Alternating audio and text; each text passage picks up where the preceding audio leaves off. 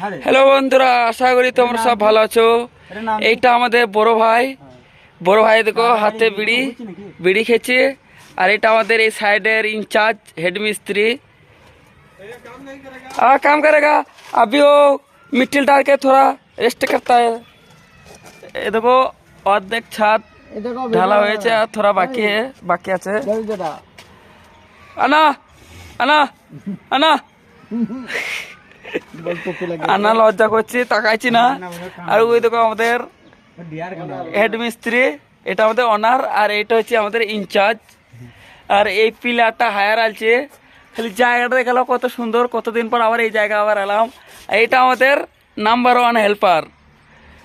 একে যদি ভালো লাগে কিংবা কোনো জায়গায় যদি হেল্পারের শর্ট হয়, এই হেল্পারটার সঙ্গে যোগাযোগ করবে, একে নিয়ে যাবে, কোনো টেনশন নাই। 20 বছরকার এক্সপিরিয়েন্স আছে। আর যেইখানে যায় এর নাম্বার 1 বলে চলে এই হেল্পারটা।